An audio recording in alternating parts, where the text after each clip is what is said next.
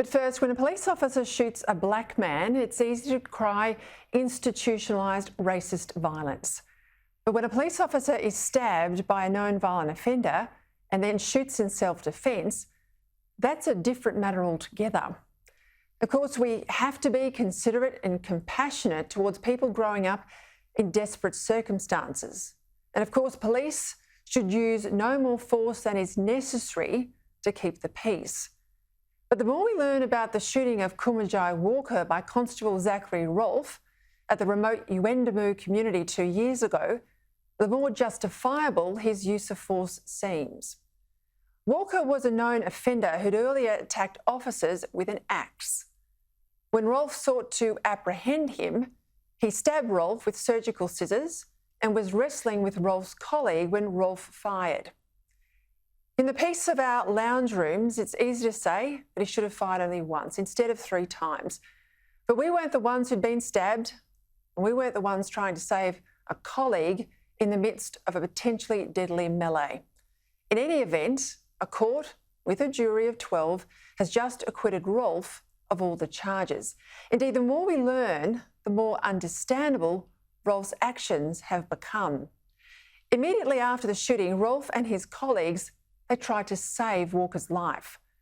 A factor in their failure was the absence of the community health staff from the health centre. They were 80 kilometres away after earlier having to evacuate for their own safety. Eventually, the entire police party had to evacuate the settlement themselves to avoid an angry mob. There were further angry mobs in Alice Springs, where Rolfe was treated for his injuries.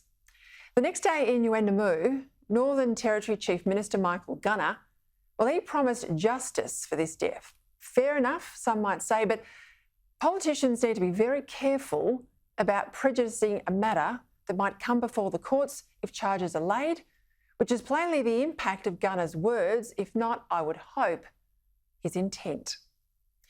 Already NT officialdom had decided they would charge Rolfe with murder, even though experienced prosecutors had warned that there were no grounds to secure a conviction beyond reasonable doubt, which is the threshold that must be met in a criminal case.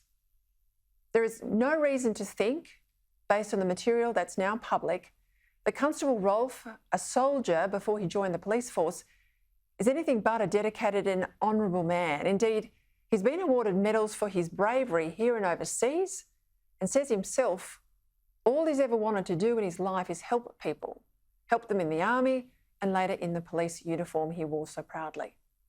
For that, he's now lost 2 years of his life and arguably had his reputation damaged forever, because too many people leapt to the Black Lives Matter-driven conclusion the police are always in the wrong. In every sense, this is a tragic story. Yuendumu is a blighted settlement riven with unemployment, substance abuse and horrific family violence. Walker himself arguably never had a chance. He was born with fetal alcohol syndrome and was handed from one relative to another. His short life was a catalogue of crime and violence.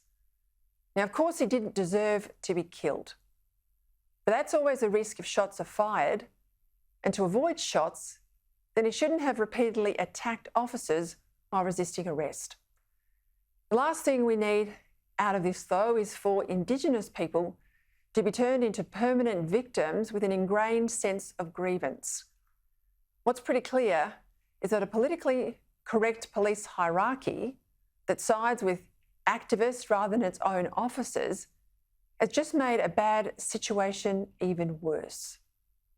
And that's a real part of this tragedy for everyone concerned and those that believe justice should be colourblind.